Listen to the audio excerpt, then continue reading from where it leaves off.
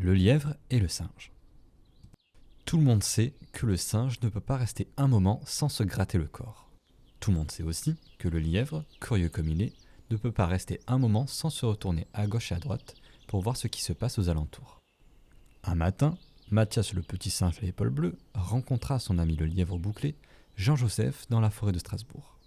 Jean-Joseph interpella Mathias. « Est-ce que tu sais ce que les gens disent de toi ?»« Eh bien, ils disent que tu ne peux pas rester un seul instant sans te gratter le corps.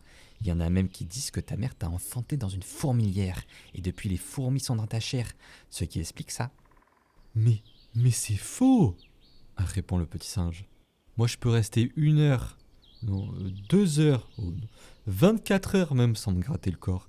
Il raconte n'importe quoi. Toi aussi avec tes oreilles qui semblent défier le ciel, est-ce que tu as entendu ce que les gens disent de toi ? Ils disent que tu peux pas rester un seul instant sans te retourner à gauche, à droite, et même regarder en haut et en bas. »« C'est archi faux, dit le lièvre. Je peux rester 1 heure, 2 heures, 24 heures même sans me retourner. »« Eh bien, faisons un pari pour vérifier ça, dit Mathias. »« D'accord, répond l'autre.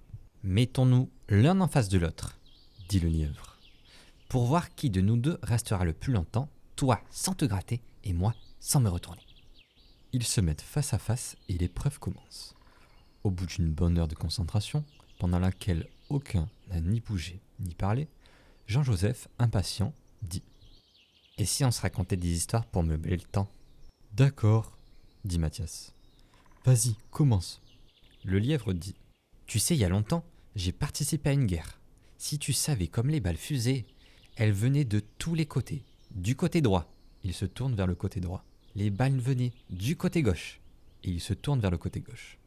Mathias le singe lui coupe alors la parole en disant « Mais ça, ce n'est rien du tout. Moi j'ai participé à une guerre bien plus meurtrière encore, où les balles nous tapaient sur la poitrine. » Et il se gratte la poitrine. « Des balles nous tapaient sur la cuisse gauche. » Et il se gratte la cuisse gauche. Brusquement, le lièvre se met à sauter en criant « J'ai gagné, toi tu t'es gratté. » Surpris, l'autre lui répondit « Mais c'est toi, tu t'es tourné avant moi !»